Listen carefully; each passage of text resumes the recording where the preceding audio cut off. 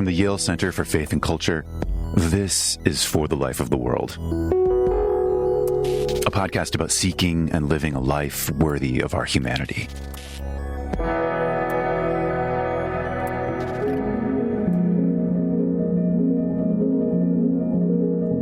In this episode, ballet dancer, choreographer, and teacher Silas Farley reflects on the physical, spiritual, and theological dimensions of dancing, charting his journey from liturgical dance in his childhood church to a professional career at the New York City Ballet.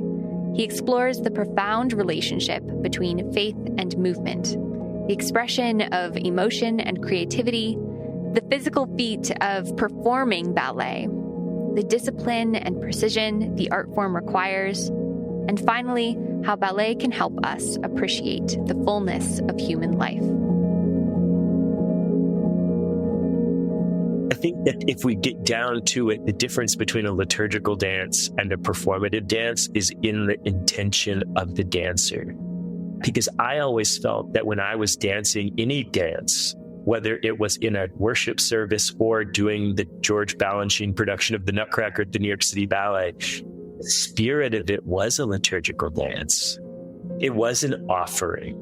So this is kind of the seed for liturgical dance, which is a form of dance that is a kind of embodied prayer. In the same way that a song goes up to God out of the body, liturgical dance is a movement that goes up to God out of the body. And it's not about really who's watching. It's not performative in that way. It's more of an offering to God than it is anything else. And then when you think about the art of ballet, you oftentimes will think of a proscenium stage, audiences seated, watching people who are particularly skillful and trained to perform different kind of virtuosic movements in relationship to music. I would say that those things on the surface might seem very different because one is explicitly performative, one is not, but yet both are an offering.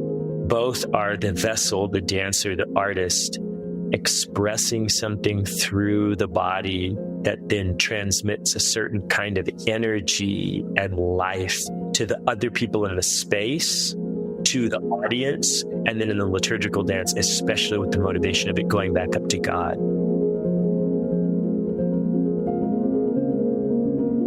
I'm Macy Bridge with the Yale Center for Faith and Culture. We all experience this life through a body. God formed humanity from the dust of the ground and then breathed life. And ever since, our experiences of the world have been filtered, encumbered, complicated, and made wonderful by these clay vessels we traverse each day through. Being in a body can make up some of the hardest parts of our lived experiences. But it also gives us a physical vocabulary to take in the world and act on the world. It grounds our relationships, our politics, our morality, our worship, and the swirling life inside of us. The soul or mind or consciousness gets all the credit for these. But importantly, we work through our bodies to live our faith. Think of the way you position your body to pray. Maybe you fold your hands in a specific way, bow your head, cycle through motions of sitting, standing, reaching, genuflecting, kneeling, or embracing. Perhaps there are commonalities in the ways people move and use their bodies throughout a liturgy in your tradition. Or maybe you just can't help but sway or nod or close your eyes when the music sings back to your body on a Sunday morning. Biblical accounts of faith also show the centrality of the body in worship. I think of Miriam's dancing with tambourines at the crossing of the Red Sea, or David dancing undignified with all his might before God as the Ark of the Covenant was brought into Jerusalem.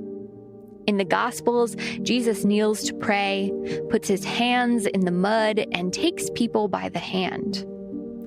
John the Baptist leaps from within the womb. Thomas asks to put his fingers in Jesus' wound, and Mary anoints Jesus with oil, wiping his feet with her own hair.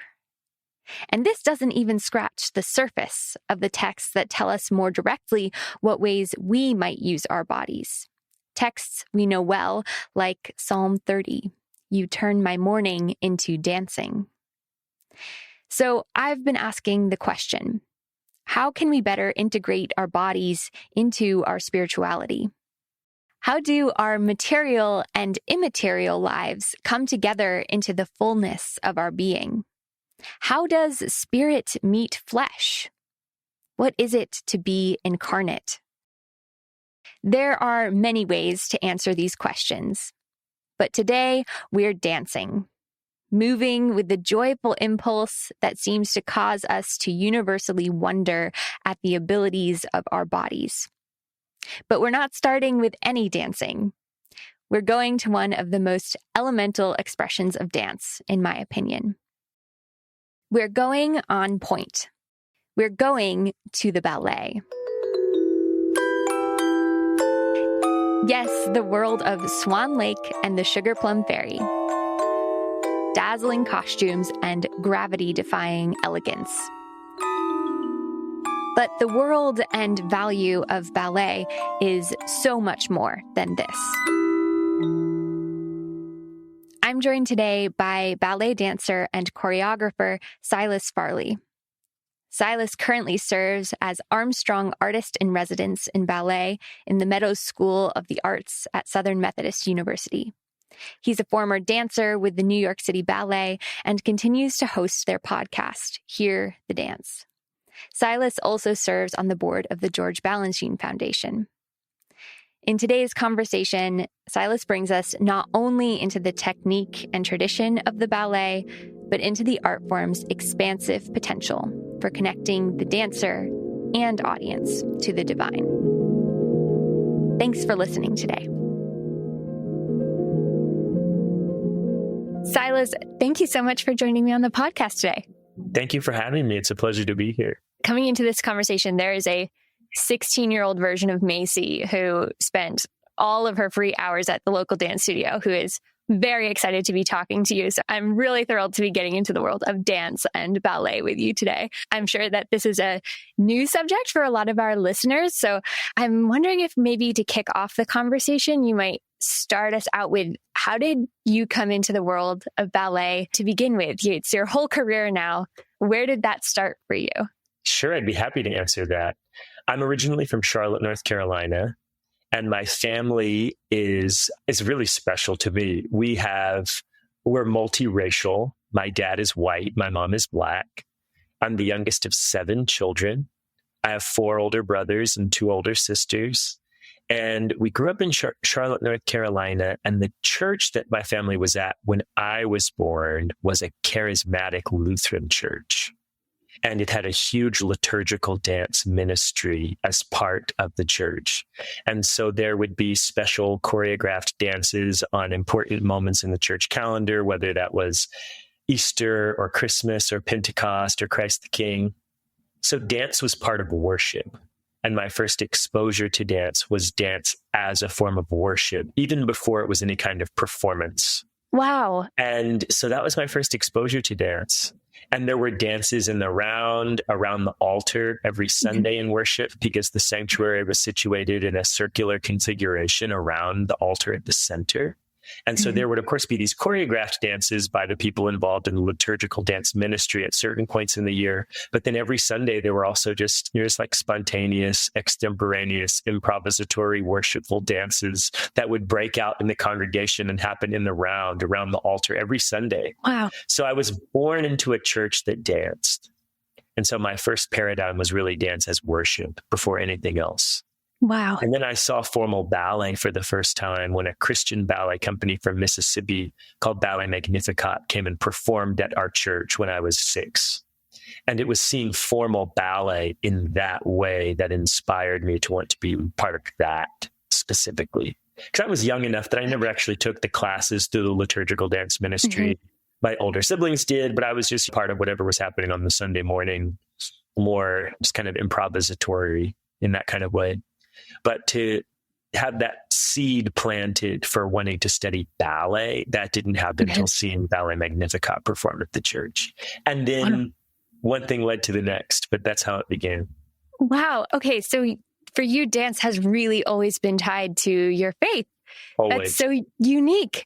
Would you describe a little bit, what is the difference between liturgical dance, the liturgical dance you're describing, and what somebody might think of if they're thinking of ballet, the Nutcracker, that version of dance that they're familiar with? Yeah, it's a great question. I would say the liturgical dance is a kind of dance that helps amplify what's happening in worship. And so if the listener is thinking back to the scripture, there's the example of David when he brings the Ark of the Covenant into Jerusalem. And as an overflow of his adoration and celebration of the presence of God in the Ark, he just breaks out in a dance. Or when the children of Israel passed through the Red Sea, Miriam starts playing her tambourine, the people start singing, they start dancing. So this is kind of the seed for liturgical dance, which is a form of dance that is a kind of embodied prayer in the same way that a song goes up to God out of the body. Liturgical dance is a movement that goes up to God out of the body. And it's not about really who's watching. It's not performative in that way. It's more of an offering to God than it is anything else. And then when you think about the art of ballet, you oftentimes will think of a proscenium stage, audiences seated, watching people who are particularly skillful and trained to perform different kind of virtuosic movements in relationship to music. I would say that those things on the surface might seem very different because one is explicitly performative, one is not, but yet both are an offering. Both are the vessel, the dancer, the artist, expressing something through the body that then transmits a certain kind of energy and life to the other people in the space, to the audience, and then in the liturgical dance, especially with the motivation of it going back up to God. But I say it like that because I always felt that when I was dancing any dance, whether it was in a worship service or doing the George Balanchine production of the Nutcracker at the New York City Ballet, the spirit of it was a liturgical dance. It was an offering. So I think that if we get down to it, the difference between a liturgical dance and a performative dance is in the intention of the dancer. Because I know people who are former Rockettes who were Christians, and they did those dozens of performances every holiday season as an act of worship. So the intention was that it was an offering back to God.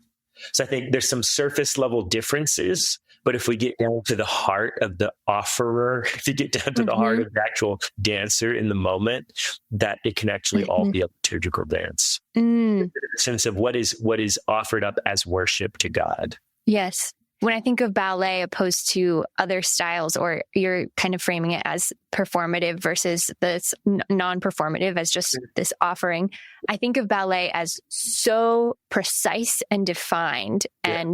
And in that way, I think it can almost come across as uptight, maybe. Sure. And so as a dancer, as you're performing ballet as an offering, how does that come into play, that precision and discipline? Factor into your experience of this as an experience of faith?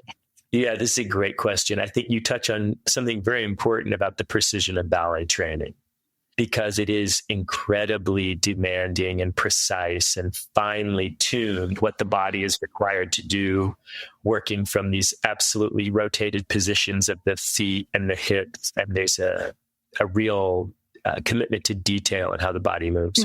Sure. But I'm going to go back to something deeper than that and then jump back to it. The foundational thing about the physicality of ballet is the idea of turnout. So sometimes if you look at a dancer, you know they're a dancer because they point their toes outward. They have a certain kind of upright carriage of the back and the neck. There's a certain openness about the carriage of their chest and shoulders. And this is ingrained in the body of a ballet dancer because of the training. And that idea of turnout makes the body more expressive in a way, because if our toes are straightforward, like the way we're designed, yes, you only see a certain amount of the leg, Whereas if the body stands turned out, you see the whole inside of the musculature of the leg. It's a more complete revelation of the body. Chest is open. It's not closed off. So there's a certain radiance about the physicality of ballet. And that physicality conveys something even deeper. And I describe it to my students as spiritual turnout, that you are open and receptive and generous. And that's embodied in the physicality of ballet. It can seem, if you're not used to seeing ballet, like you're touching on very astutely, it can seem a little other, because normally, pedestrian people, we're walking around, our toes are facing forward, or maybe a little more casual with the carriage of our upper body. But so much of what developed as ballet, as we know it, happened at the court of Louis XIV in the 1660s, 70s. And so it was actually part of the courtly etiquette. And so there is something still in the physicality of ballet that has a certain courtly grace and elegance. For sure. And so that's not necessarily how you're walking around at the grocery store. So, But I would say it's not artificial. It's actually supernatural. In the same way that when you listen to an opera singer, you could dismiss it and go, oh, that sounds so unnatural. But it's like, no, the body actually can do that. If trained and schooled and disciplined and sacrificially developed, the body has the capacity to do that. So it's supernatural. It's like watching a high jumper. I'm not doing that every day, but the body can do it. And the same thing with ballet. The body can outwardly rotate from the hips and have this kind of exalted carriage. So I think there's that physicality right away of turnout. And that idea is a first spiritual connection, because our walk with God is that He is defining us so that we are becoming open. We're open to Him. We're open to receive His love. We're open to be vessels of His love. We're open to receiving and exchanging love with other people. One of the great theologians, I don't remember exactly who it was, said that sin makes the soul incurvatus in se, curved in on itself, whereas holiness or wholeness in God opens us up. So I think that there's a spiritual turnout that we're called to as we walk with God, and that's embodied in the physicality of ballet. And then going back to your question about looking at the precision of it, it can seem that the dancer doesn't have a lot of autonomy because it is so prescribed. But if you talk to a dancer who's actually submitted themselves to that lifestyle of technique, and then they're getting on stage and they're able to perform, they're actually free. Stage, insofar as that person has submitted themselves to the design, timing, pacing of the choreography, the spacing with the other dancers, the relationship to the music being played, insofar as they submit to those constraints, they're actually free on the stage. Their freedom is not that the curtain gets to go up and they get to do whatever they want. Their freedom is that as they follow the prescribed pathways of movement, their body is actually kind of sublimated to articulate something even deeper than words. And so there is a kind of freedom that comes through discipline in the art of ballet. And so watch the Swan Lake swans doing their dance, or you watch any other great moments in the classical ballet repertoire, especially when dancers start jumping or start dancing on point, there is a kind of otherworldly, gravity-defying, almost superhuman presence and power that they have. And they look larger than life, and like they're flying, and that they're so free. They're almost like birds. But that's come through a lifestyle of discipline. And I think that's the Christian life. It's the same. It's like we're actually set free through submitting our lives to a set of disciplines that are carved out for us by God, that are modeled supremely in Jesus, and that are empowered by the Holy Spirit. And to the degree that we enter into those disciplines, we're actually set free. Oh my gosh, it's so ripe with spiritual metaphor. Wow. It's really beautiful. It's so beautiful.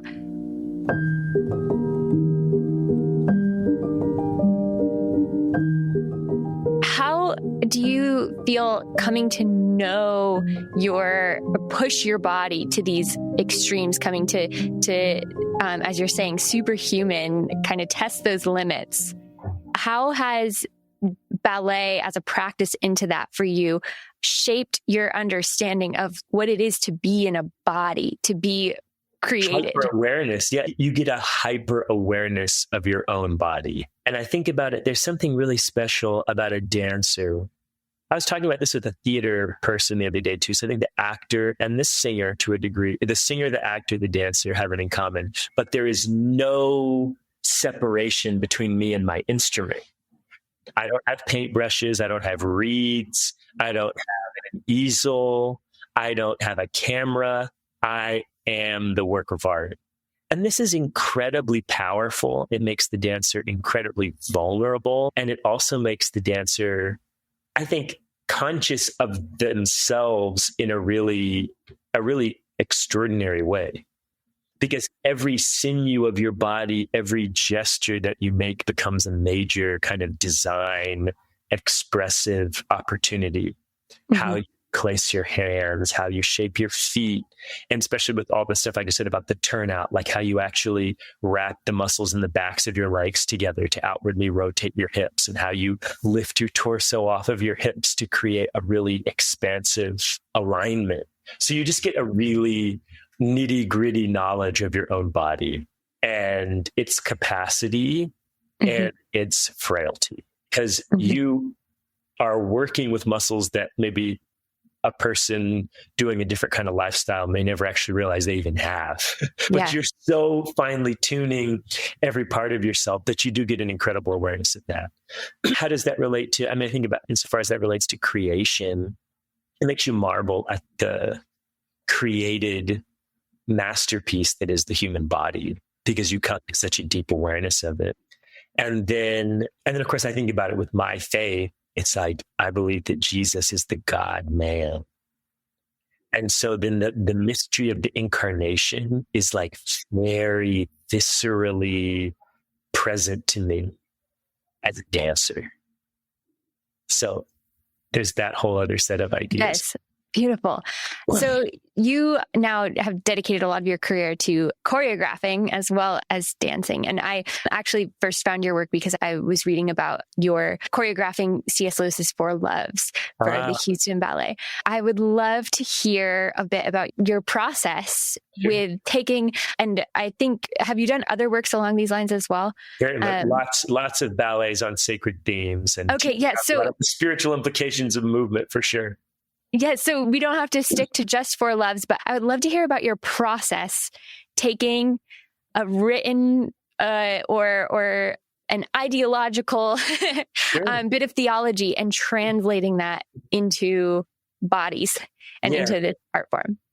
Yeah, I'm gonna come at the answer from a couple different directions. Please do. The first thing I would say is I love the language of classical ballet. So as a dancer grows up in ballet, the dancer learns a whole vocabulary of movement. First thing you learn is to stand with your feet outwardly rotated in first position and to bend and stretch your knees. This is called the plie. And it's the physical equivalent of mama. And then you learn a step called tendu, where from that first position, you stretch the leg out and point the foot. And this is the physical equivalent of dada. And out of those two movements, the circular power collecting movement of the plie and the stretching eternal line of the tendu, all the other movements flower out of that. And it's like creation itself. The two simplest design elements are the circle and the line. Everything is reducible to one or the other or a combination of the two. And so as a dancer grows up in ballet, the dancer then develops this enormous vocabulary of movement that are all reducible back to the microcosm of the plie and the tendu. So my whole joy as a choreographer is to take that language. All of it is codified in French because ballet was first codified at the court of Louis XIV. I always say ballet didn't fall out of the sky at the court of Louis XIV. They were building on musical and dance and etiquette traditions and philosophy and theology from lots of different cultures. And they were in a centrifuge that developed at the court of Louis XIV, but they got to name the steps. So there's a plie, there's a tendu, there's a rond de jambe, a glissade, a pas de bourrée, a temps de cuisse, a pirouette, all of those terms. But so the dancer builds up this huge vocabulary of movement. And some choreographers, and I say this with great respect to them, they choreograph in a way where they make an invented language. their own more idiosyncratic movement vocabulary. And it's beautiful and it's very interesting. I mostly don't work in that idiom. I love to work with the language of ballet and to use that given language and recombine those different vocabulary words into new combinations. So I think the essence of everything I love to do in choreography is to give that classroom ballet vocabulary and expressive and beautiful choreographic application. And then, so I think for me, first and foremost, it's kind of that idea of everything I feel I do in the art of dance is an act of worship. But at its most basic and more like purely artistic level, it's about making work that gives new life to that centuries old language of ballet. So that if someone who was a ballet fan from the Paris Opera in 1830 sat down to watch my ballet, The Four Loves, it would be recognizable to them as ballet. You know, it might have some new, it's informed by different movement language, but there's still those essential elements. So I think underneath it all, there's that devotion to the classical vocabulary. And then it's really project by project. And I've been blessed to do ballets that have been based on a particular piece of music. I've been blessed to do pieces that are choreographed in response to a particular place, like I did a site-specific ballet for the Metropolitan Museum of Art once, that kind of thing. And then again, I've done pieces based on literary texts. I did a ballet adaptation of the book Deaf Republic by the poet Ilya Kaminsky. We did that at Grace Farms Foundation in New Canaan. Things like that. But Four Loves was super special because I felt like I got to bring all of my different loves together. C.S. Lewis has been a huge spiritual, imaginative influence in my whole life, growing up with Narnia books, and then in high school, really digging into his more theological books. I went to a church called Redeemer Presbyterian in New York from when I was 14, when I moved to ballet school, boarding school, up until I was 26. And our pastor at that time was a man named Tim Keller, and he was always quoting C.S. Lewis. So I feel like C.S. Lewis just kind of got into my pores from all of these different influences and from my own reading. And I read Four Loves when I was in high school, and it really impacted me. And so I got this opportunity to make a new piece for the Houston Ballet. And I knew I wanted to make something that would be a new choreography that uses the classical vocabulary, but I also knew I wanted to do something where we would commission new music. And I have a dear friend, Kyle Warner, who I met through my church in New York, through Redeemer, and he's an amazing composer. And we're like spiritual brothers also. So we're so artistically, spiritually, creatively aligned. And Houston Ballet is so generous. They commissioned a new score from him. And so I wanted to find something that could be a point of departure for new movement and for new music. And I instantly thought of Four Loves. Because no matter where a person's coming from in terms of their personal background, their spiritual conviction, whatever, we've all been touched by, we are all shaped by, we all feel some kind of way about those four loves.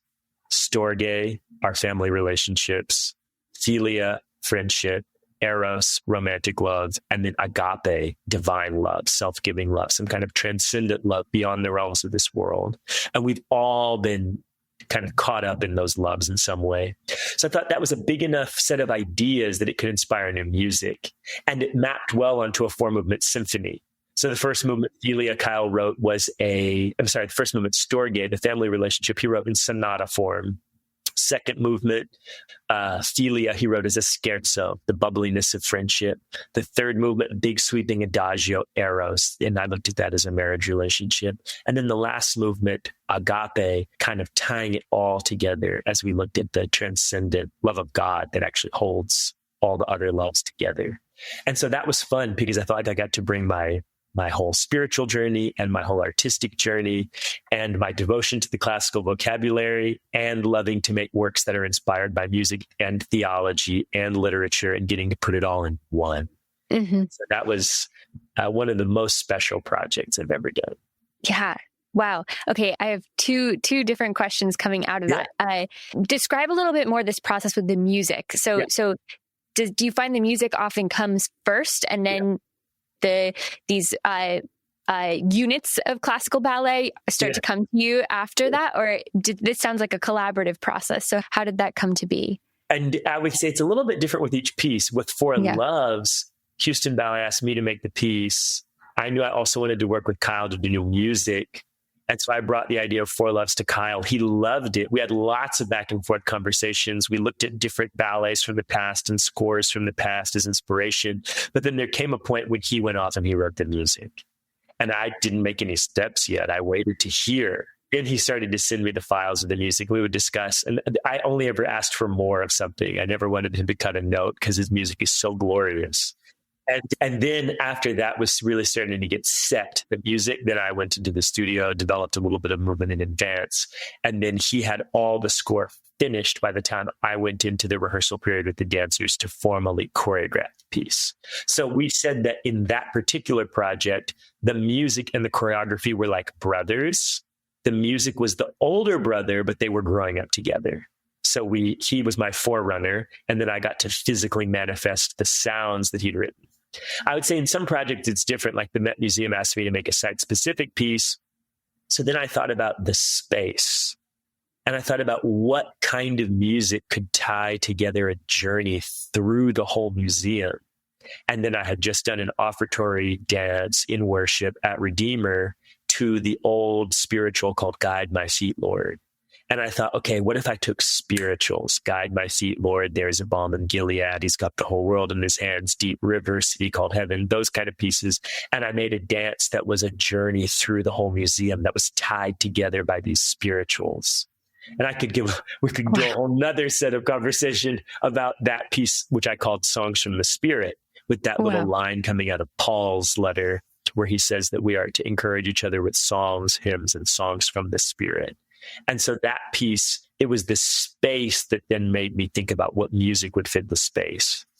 Then there have been other times where I was asked to make a piece at the New York City Ballet commemorating a big anniversary where the New York City Ballet was looking back 50 years to 1972 when there had been a big set of ballets all performed to celebrate the composer Igor Stravinsky.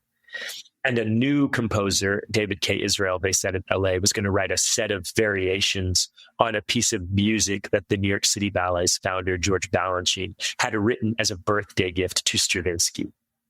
So it was going to be new music, but I was assigned that I was going to work with this composer to physically realize through movement his music that he was already going to be writing, kind of thing.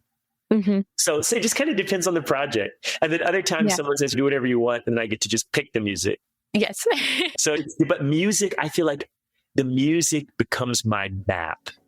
I feel like I have secure ground underneath me once I know what the music is going to be. It tells me where to go.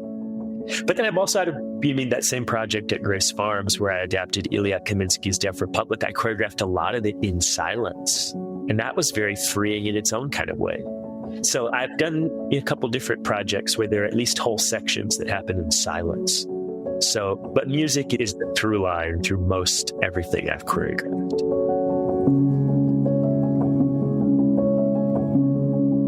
At what point, I'm wondering then, do you at all take into consideration what the audience is taking away from what they're watching?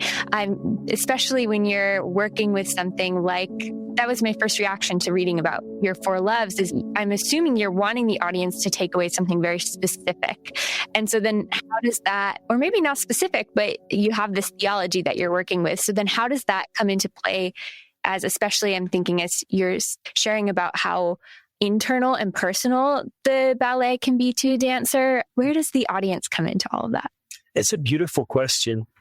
In all of the projects I've done, especially the ones that have been on more explicitly theological or like sacred music themes, this and that, I've presented it to the dancers in the studio with a little more depth than I would ever present to the audience. And I once did a ballet that was set to Arvo Pärt and his music, which he took the genealogy of Jesus from Luke chapter 3, and he set it as an a cappella choral piece called Which Was the Son Of? And I choreographed that. And I've actually reset that part of that ballet in a couple different settings with students, with professionals, with an all men's cast, with men and women, that kind of thing. And every time before working on that piece, I always sit the cast down and I tell them why I picked that music. It made me think about the different levels of my own inheritance and genealogy, artistically, spiritually and biologically. So I talked to them about my dad, Mark Farley, and I talked to them about my artistic inheritance through the choreographer George Balanchine and his many disciples who are my teachers. And I talked about my spiritual heritage as a Christian and how I was brought into that community of faith as a child, but then from very young, I think I was 3 when I really can remember having a very conscious kind of uniting of my heart with Jesus. That's very deep in me as a person. And so I said, I'm bringing all of those layers of myself to this project. And I would then have each of them share something about their artistic, personal, and spiritual inheritance or genealogy. Of course, all of them come from all different places, different family backgrounds, different faith traditions, no faith tradition, artistic heritages of all different kinds. And so I always tried to present the ideas from a place that is honest from me. This is why I brought us on this road as the maker of this piece. But I want to invite you all to participate in it with all of the different parts of yourself that these ideas dialogue with. And so when I sat the dancers down about the 4 loves, I told them, I said, you're welcome to read the book, but you don't have to read the book. I said, because if I say family, friendship, romance, divine loves, you all instantly have associations, beauty, pain, trauma, consolation that are associated with those 4 loves. So I've offered up this as a set of ideas that we can gather together to embody, but I'm not didactic about it. I don't ever write long program notes, anything like that. It's in the work. And I like to say, it's like I'm not writing a sermon about any of these ideas. I'm choreographing a ballet. I'm assembling these classical steps with this music to create a visceral, embodied musical experience. It's not didactic. You don't need to open the program and read a bunch of text. I didn't write a treatise about it. I choreographed a dance. And so that's where I come from with all that. So I really don't tell the audience what the pieces mean in that regard. I've done talkbacks with the audience. And insofar as I'm asked what my inspiration was for the piece, I'm very honest. Like I'll say, I've studied the 4 loves. I was riffing on an idea from the Catholic Bishop Robert Barron, who was riffing on older theologians, talking about the love of the Trinity. The Father is the lover, the Son is the beloved, the Spirit is the dynamic of the love between them. I would say that like in a talk back to the audience, but I wouldn't put that in the program to like tell the audience this is how you have to interpret it. Because I don't think that does justice to the intelligence and imaginative participation of the audience. They come to it with their experiences, their own eyes and ears, and their own bodies. And that's enough. And this makes me think back to one of my artistic heroes, who I mentioned before, Arvo Pärt, who's a deep Orthodox Christian. And much of his music is the musical realization of different spiritual texts, scripture, that kind of thing. And he says that music is white light, and the prism is the soul of the listener. And so it's like the musical ideas are refracted through the hearer. And I think the same for dance and in another kind of way, because you, Macy, sitting in the audience, you possess the same instrument as the people on stage. So even if you don't know what the piece is about, you didn't read the program note, maybe there's something didactic, maybe there's something not didactic, it doesn't matter, because your own body resonates with what's happening to the bodies on stage. And a hero of mine named John Neumeier, a brilliant dancer and choreographer based in Germany for the past 50 plus years, he says that when an audience member sits and watches a ballet, it's like a cello is playing for an audience of cellos. Like you can't not resonate with it. You look at what the dancers are doing and you might think, I wish I could do that. What would it feel like for someone to hold me like that? Or you might look and think something as simple as like, ouch, that looks like it hurts. But you have a physical relationship to what's happening. So it's kind of multiple layers of the answer, but the audience is always in my heart and mind. And I know that they are bound up with what we're doing from the moment of go because they have a body. And so they're sitting there with the same instrument as the people on stage. So I know there's an energetic visceral physical exchange happening between the stage and the audience, no matter what. And then, of course, there are different ideas I've brought forth to the dancers and the creative process, but I'm not prescribing that to the audience as the lens through which they need to interpret the piece, because they're the prism. The art is going to be refracted through them.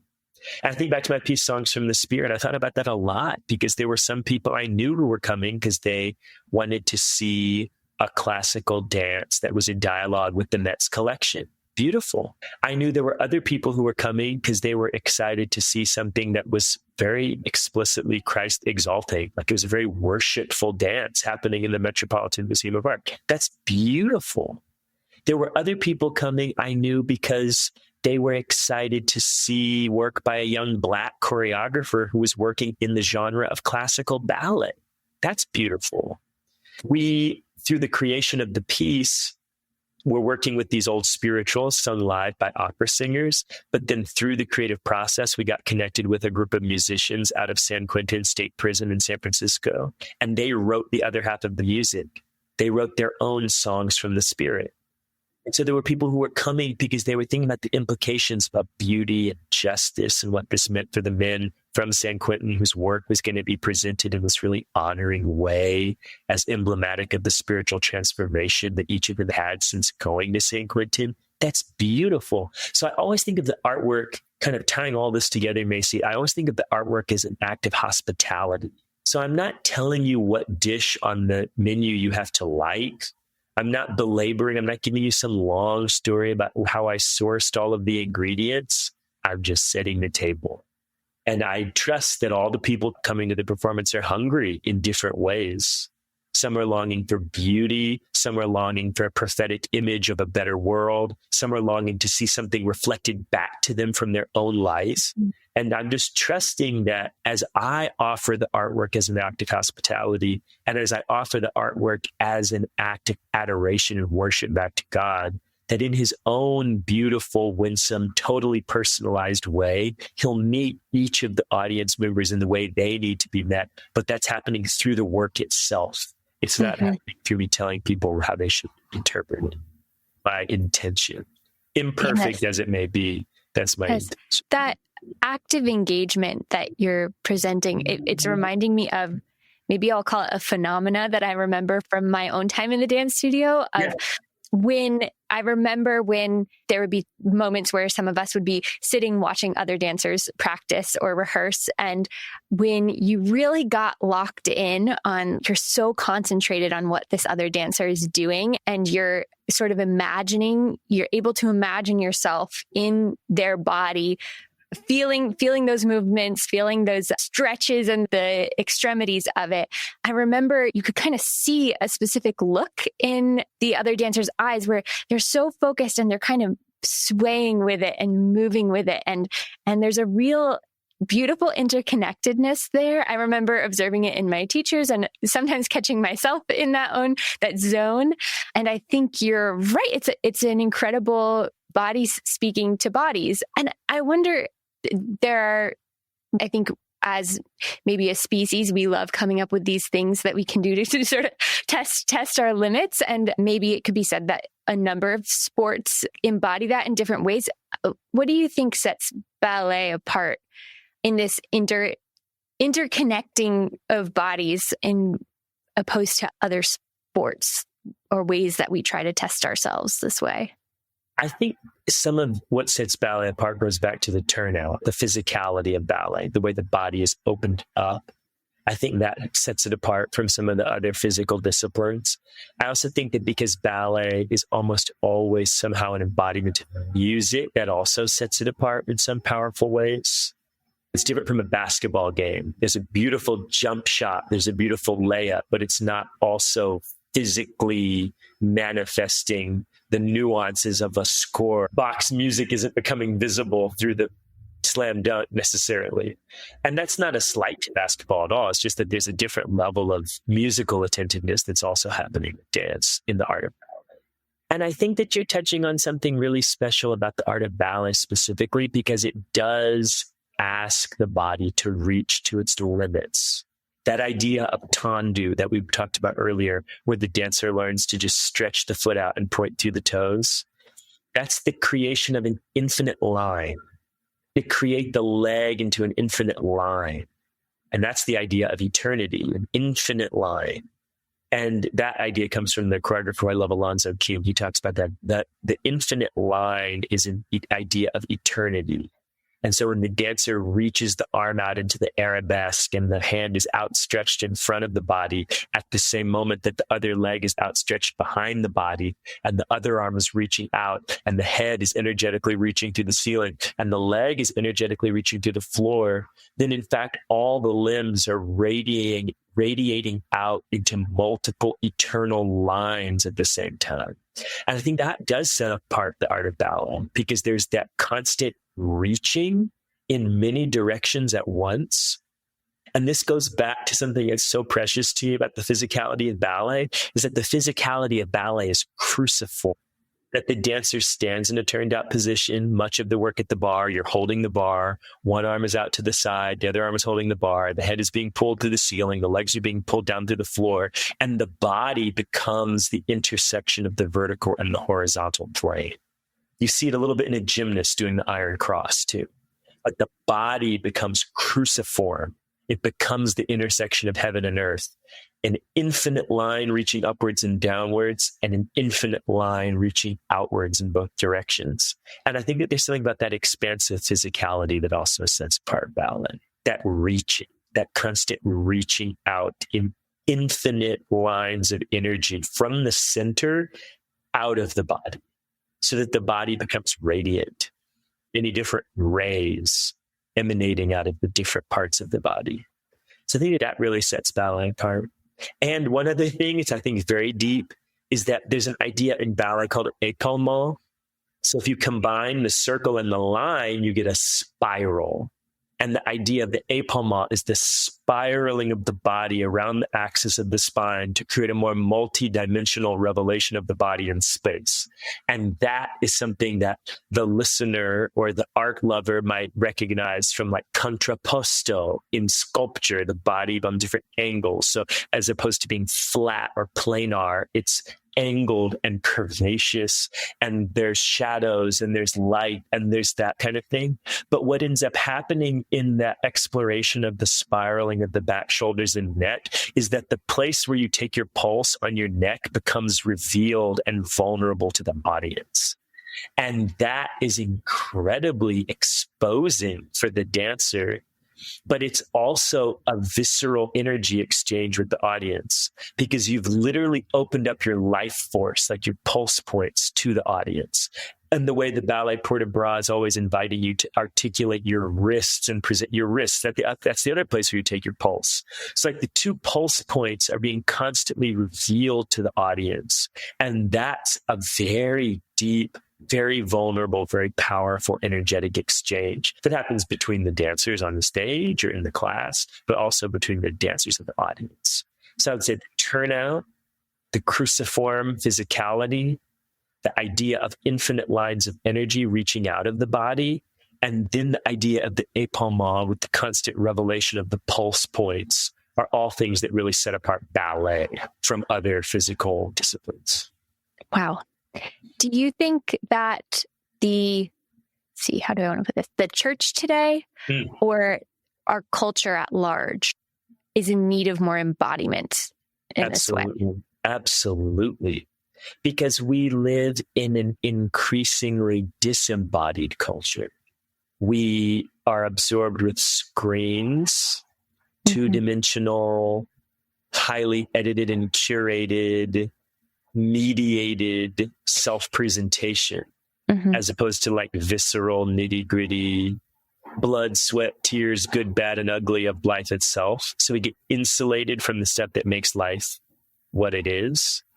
We also can fall into different paradigms of education that only teach the mind.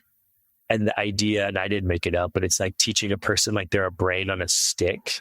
But that's not reality. That we're not brains on sticks. We're full-bodied people with a whole person to cultivate and educate. And there's knowledge and insight in all the different parts of our bodies, not just in our brain. And so there's something to be gained through an investigation of embodiment in that way. And then I think especially in the church, because some of that same kind of the mind above all else, the brain above all else, sometimes disciples people in faith as if they're brains on sticks. But that's not the Christian life. The Christian life is a lifestyle of embodied discipleship to the God-man, Jesus Christ. And he's not a brain on a stick. He's the God-man. He has a jawbone and he went through puberty and he has wounds. Like the beautiful hymn, it says, rich wounds, yet visible and beauty glorified. Like the mystery of the incarnation is that when the creator of all things wanted to make himself known to his creation, he didn't come as a vapor or as a mountain or as a bird, but he came as a man. And so he sublimates and affirms the glory of his creation, the materiality of his creation, and the body as the crown of his creation by coming as a man. And so when we have a paradigm of Christian formation or discipleship that doesn't take into account that what we do with our bodies is everything in that process, then we've kind of thinned out what it means to walk with God. And we've got to go back to Romans 12:1. We have to offer our bodies as a living sacrifice, holy and pleasing to God, because he has offered his body to us on the cross. He's offered his resurrection body to us as the prophetic first fruits of what we become as we rise in him. And he gives us his body in the Eucharist. He says, this is my body, which is given for you. This is my blood, which is poured out for me. You can't get more materiality focused than that. Yeah. And so we have to worship him with our whole bodies. And we have to relate to each other as whole people, not as Zoom squares. Yes. Or as brains only. But it's go for a walk with somebody, kneel when you pray, lift your arms up in worship. That's the spiritual turnout. I would love to say that when you lift your arms up in worship, which is what we're commanded to do in Scripture, lift up your hands in the sanctuary. That idea is that you're experiencing some of the spiritual turnout that a ballet dancer feels in their whole body. You at least get to do it from the waist up when you lift your hands up. The opening up of your body to be generous and receptive. And so we need a lot of that, for sure.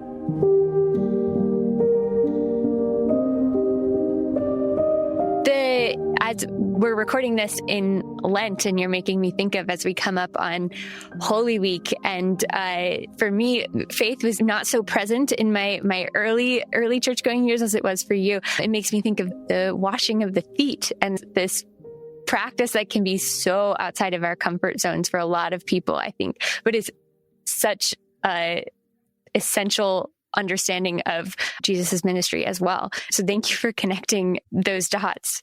Absolutely. I'm thinking for the listener who has never encountered the ballet, where do you suggest they start? Oh, that's such a fun question. So many beautiful things to start. I mean, I always try to think of to the degree someone can connect with their own community, because we live in a country that actually has an incredible amount of ballet. Like most, even small towns have a little dance school or a little youth ballet company that maybe at least puts on the Nutcracker.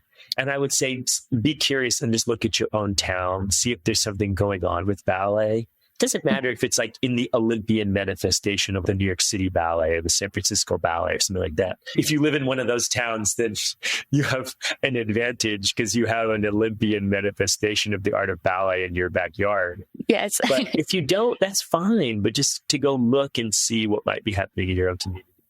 I would recommend, I'm trying to think about a couple of different entry points. If you're talking about for kids, the company called American Ballet Theater, ABT, which is one of the big two companies based in New York for ballet, New York City Ballet and ABT. ABT has some wonderful children's books.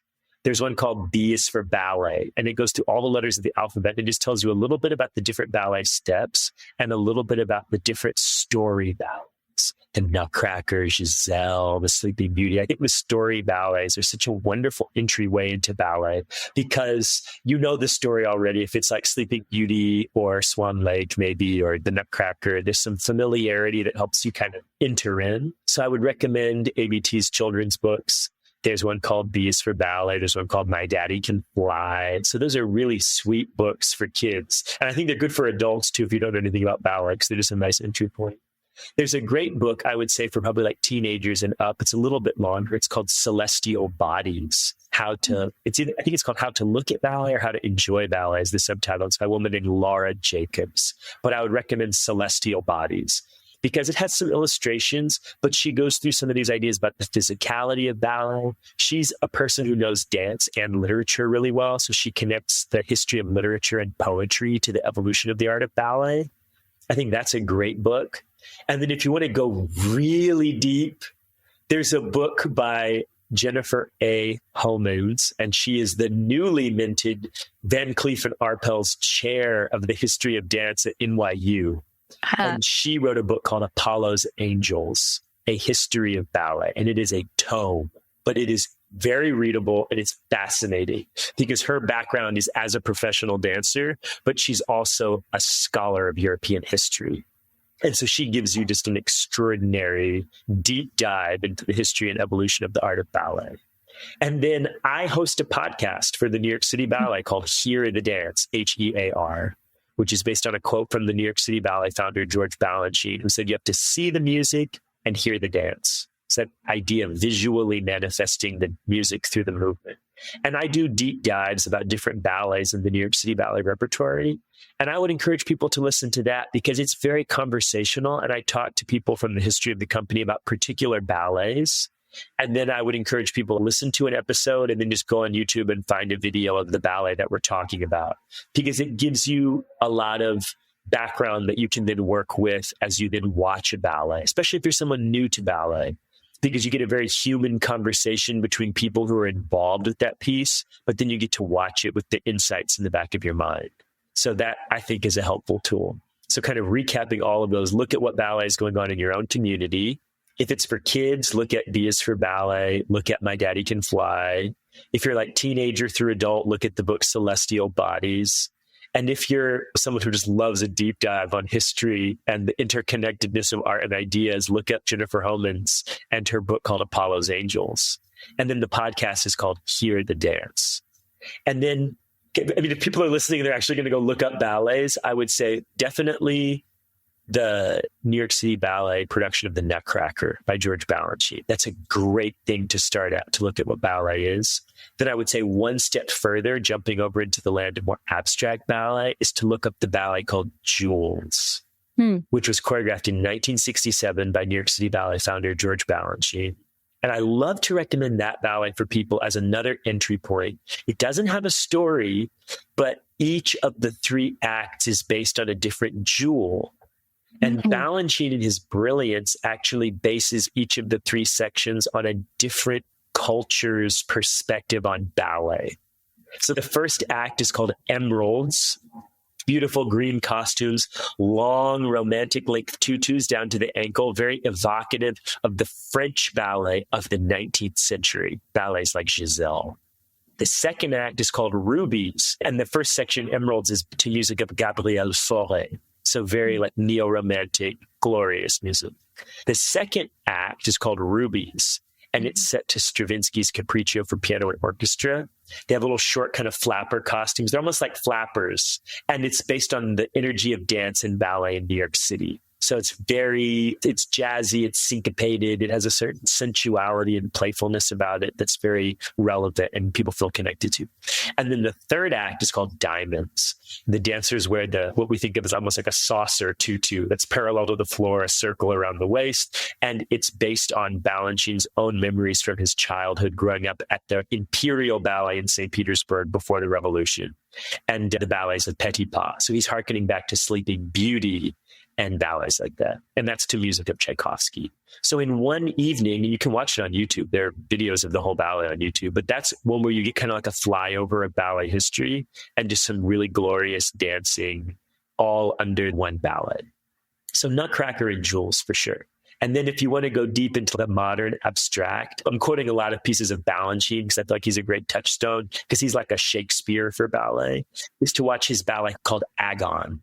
This is to music of Stravinsky, Agon, Agon. It comes from the word for contest in Greek. It's like the word inside of our words, protagonist, antagonist, that kind of thing. And this is a ballet in just simple black leotards and tights. Like it's stripped down. It's if the Museum of Modern Art was a ballet. So it's like very sleek and it's no storyline and it's just a visual embodiment of the music in a very athletic way. So that's kind of like each thing I've said is kind of like going deeper and deeper. Fantastic. I guess I would say one other thing about people that aren't familiar with ballet is that there's nothing you need to know before going to experience ballet. You have a body, you have eyes, you have ears. That's all you need. Just let it wash over you, let it work on you in its own kind of visceral way, and let that be an entry point. To not be intimidated by the music or the wordlessness or the tutus or the point shoes or whatever. There's so many different stylistic manifestations of ballet, but just go experience it. And if you can, I would really encourage people almost as much or more than watching it, go see if like your local YMCA or something has an adult ballet class. Or if you're a kid, like maybe ask your parents to sign you up to go try a class and just feel what that turned out physicality feels like in your own body. It's so beautiful. It's very empowering, especially if it's taught in a way that's very empowering. I think we can have a whole other conversation about how ballet is taught. But I think there's something in the physicality of ballet itself that really opens up the body to be generous and receptive.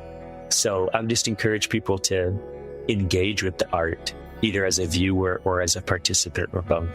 Amazing. Silas, thank you for so eloquently sharing with us the depth and spirituality and devotion that is possible in the ballet. We're really grateful. My pleasure. Thank you for having me.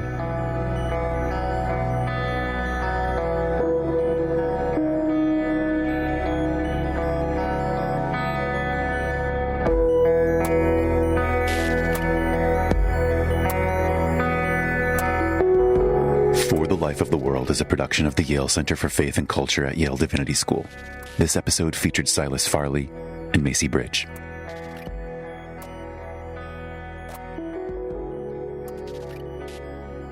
Production assistance by Emily Brookfield, Alexa Rollo, Casey Barrett, and Zoe Halaban. I'm Evan Rosa, and I edit and produce the show. For more information, visit us online at faith.yale.edu or lifeworthliving.yale.edu. There you can find all sorts of educational resources that help people envision and pursue lives worthy of our humanity. If you're a new listener, welcome friend. Remember to hit subscribe in your favorite podcast app so you don't miss the next episode. And if you're a faithful listener, one of the best ways to help us grow is by sharing an episode. Consider sharing this episode with a friend, a family member, or someone you want to dance with. As always, thanks for listening, friends. We'll be back with more soon.